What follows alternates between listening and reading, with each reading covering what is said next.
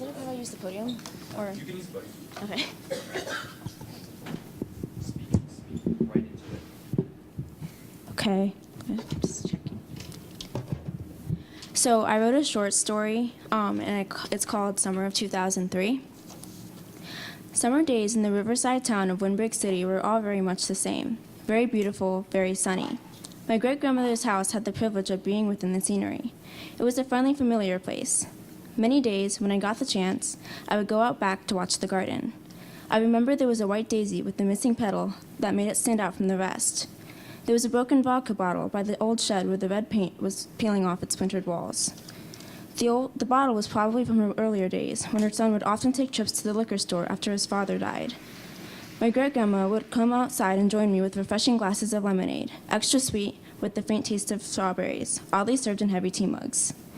She would look at the vodka bottle, which had been smashed so long ago, and show her a half-hearted smile. There was a time in the summer of 2003, my grandma took my hand once we finished our drinks and brought me back inside, her grip somewhat firm.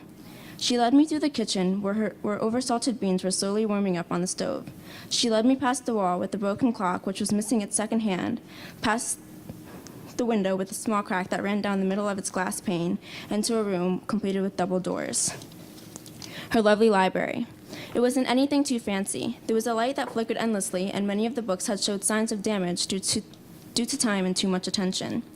As the room was often cold, my grandma offered me her light green fleece, which was old with a rip in its sleeve, but it was soft and it kept me warm. So as always, I wore it. After I quickly adjusted to the brief change in temperature, she handed me a piece of paper with a deep crease down the middle from being folded one too many times. When I opened it, I found multiple words that had been inked out, and the words towards the bottom of the page looked like they had been written with a pen that was running out of ink. It was the kind of paper I never wanted to receive from her. My great-grandmother handed me a will.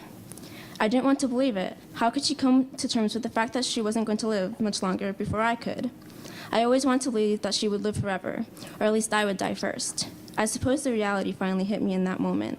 I looked at the aged person in front of me, and I noticed her long, thin fingers, and I also noticed how worn out the gray-colored flip-flops she was wearing were. She gave me a sad smile and offered me a hug, where in her arms I cried my trembling heart out. She patted my back several times, and I knew that was her way of saying it was going to be fine.